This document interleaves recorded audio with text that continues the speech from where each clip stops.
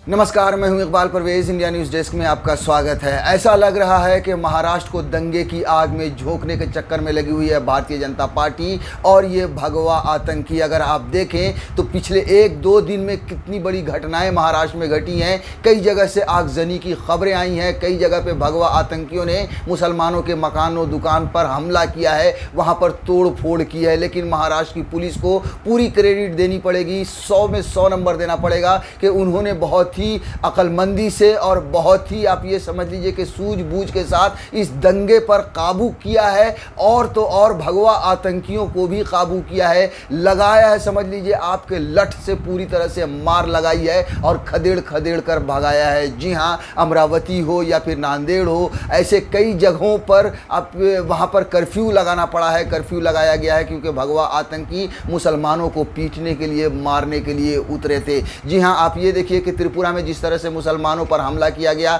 वहां से जो खबर आई कि मुसलमानों पर हमला हुआ है, मस्जिदों में आग लगाई गई है, उसकी आग पूरे देश में भड़की। आप ये समझ लीजिए कि पूरे देश के मुसलमानों ने जगह जगह प्रदर्शन किया और वहां के लोगों के लिए, मुसलमानों की सुरक्षा के लिए सरकार के कानों तक अपनी आवाज़ पहुंचाई कि मुसलमानों को सुरक्षा दो, वहां पर मस्जिदों को बचाओ। वही हुआ महाराष्ट्र में भी नांदेड़ कहें या फिर आपको अमरावती कहें, यहाँ पर लाखों लाख की संख्या में मुसलमान उतरे विरोध प्रदर्शन करने के लिए। वहाँ पर जो है सो समझ लीजिए धरना दिया और उसके बाद ये सरकार के सामने गुहार लगाई कि आप जो है सो त्रिपुरा का फैसला कीजिए, त्रिपुरा के साथ इंसाफ कीजिए, क्योंकि भारतीय जनता पार्टी की सेना कहें या फिर ये भगवा आतंकी कहें, ये त्रिपुरा को जला रहे हैं, त्रिपुरा में मुसलमानों पर हमला कर रहे हैं। यहाँ पर जब नांदेड़ में, अमरावती में और भी कई इलाकों में जब मुसलमान सड़क पर उतरे तो इसमें कोई शक नहीं है कि कई जगह से ये खबर आई, पथराव की खबरें आई, लेकिन महाराष्ट्र की पुलिस ने उसे आराम से उसे काबू में कर लिया। उसके बाद कोई हंगामा नहीं हुआ। लेकिन उसके दूसरे दिन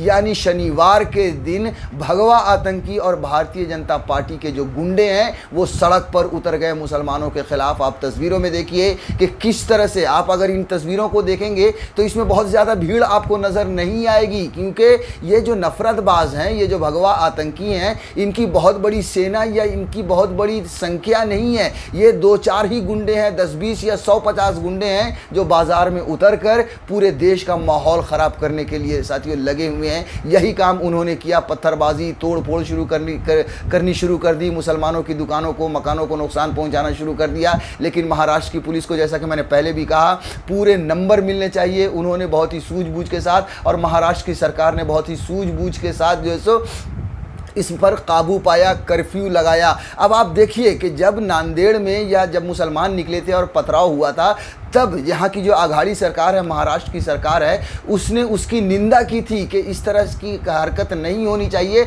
हम इसकी निंदा करते हैं। लेकिन दूसरी तरफ जो दूसरे दिन, जो शनिवार के दिन मुसलमानों के खिलाफ जो रैली निकाली गई या ये भगवा आतंकी जब उतरे मैदान में, तो उनको भारतीय जनता पार्टी के बड़े बड़े नेताओं का समर्थन था।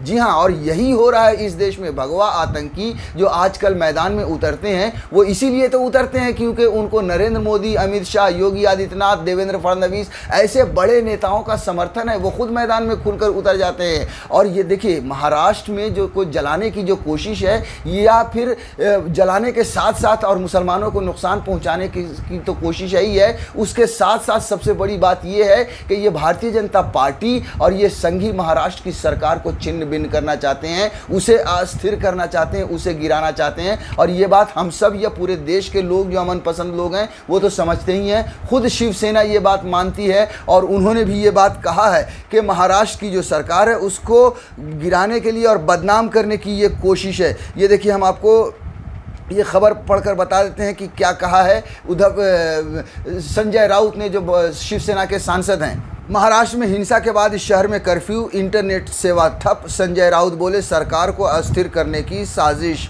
देखिए, थोड़ा सा विस्तार से बता देते हैं कि महाराष्ट्र में भारतीय जनता पार्टी की ओर से आहूत बंद के दौरान हुई हिंसा के बाद शनिवार को अमरावती में कर्फ्यू लगा दिया गया है।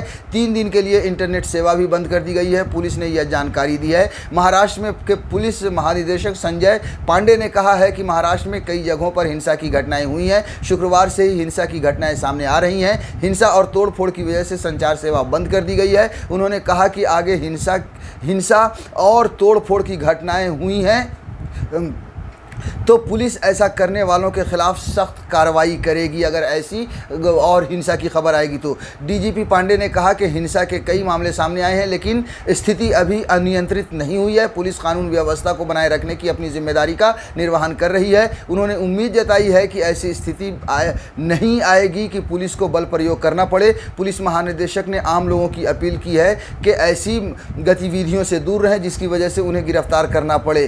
तो साथियों, ये है पूरा मामला और अब आप समझ ही चुके होंगे कि किस तरह से ये भारतीय जनता पार्टी और आरएसएस के गुंडे भगवा आतंकी महाराष्ट्र में जो सुख चैन है उसको छिन्न भिन्न करना चाहते हैं, उसको तितर बितर करना चाहते हैं। यहाँ तक कि वो जो है समझ लीजिए कि दंगे की आग तक लगाने के चक्कर में लगे हुए हैं। और आप यही वो कर रहे हैं, क्योंकि आप देखिए कि कोई भी अगर आदमी विरोध कर रहा है, मान लीजिए कि मैं सरकार के खिलाफ विरोध कर रहा हूँ या मैं सरकार तक अपनी किसी आवाज़ के लिए सड़क पर उतरा हूँ, मैं अगर पत्थरबाजी करता हूं तो ये गलत बात है। ये जो कुछ भी हुआ है नांदेड़ में, जो मुसलमानों की तरफ से पत्थरबाजी हुई है, वो गलत है। लेकिन अगर मैं किसी तरह का विरोध कर रहा हूं तो भाई ये सरकार के जो चमचे लोग हैं, ये जो गुंडे लोग हैं, ये क्यों खड़े हो जाते हैं हमारा विरोध करने के लिए कि तुम सरकार का विरोध क्यों कर रहे हो। ये जो मॉडस ऑपरेंडी है भारतीय जनता पार्टी का, आरएसएस का और भगवा आतंकियों का, ये पहले से ही चला रहा है, ये लगातार देखा जा रहा है। अब आप देखिए कि जब सीएए एनआरसी का जब विरोध हो रहा था पूरे देश भर में,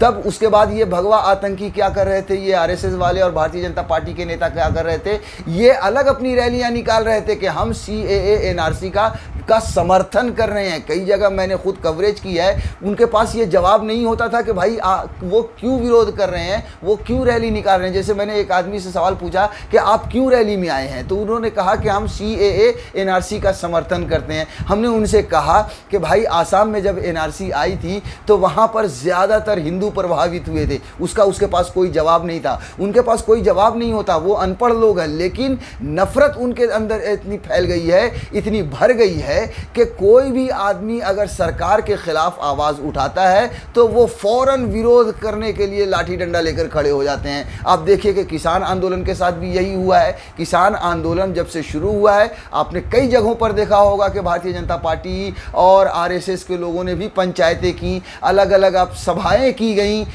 और उसमें ये बताया जाने लगा कि ये जो किसान हैं वो असली किसान नहीं है, ये दंगाई हैं, ये खालिस्तानी है। इस तरह से समझ लीजिए आपके किसान के आंदोलन का विरोध करने के लिए भी ये भगवा आतंकी सड़क पर उतरते हुए नजर आए। तो ये एक तरह से मोडस ऑपरेंडी बन चुका है। ये लोग हर चीज़ के खिलाफ, कोई भी दुनिया इस देश का कोई भी शख्स अगर सरकार की किसी नीतियों के खिलाफ विरोध प्रदर्शन करता है तो भगवा आतंकी उसके खिलाफ खड़े हो जाते हैं। और यही हुआ है नांदेड़ की भी घटना में कि जब नांदेड़ में या अमरावती में या महाराष्ट्र के कुछ इलाकों में जब मुसलमानों ने अपना विरोध जताया त्रिपुरा में हुई घटना के खिलाफ, तो फिर ये भगवा आतंकी लाठी डंडा लेकर खड़े हो गए। और आपको ने वीडियो देखा भी, एक बार फिर से देखिए कि इनकी संख्या कोई बहुत बड़ी नहीं है, ये 10-20, 2-4, 10-20 या 100-50 लोग ही हैं, मगर ये आतंक फैलाते हैं, ये उतर कर तोड़ फोड़ मचाते हैं, दहशत बनाते हैं। लेकिन खैर महाराष्ट्र की पुलिस को, जैसा कि मैंने पहले भी कहा, पूरे 100 में 100 अंक के उन्होंने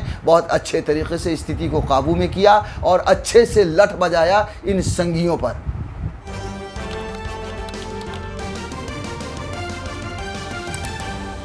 आपकी आवाज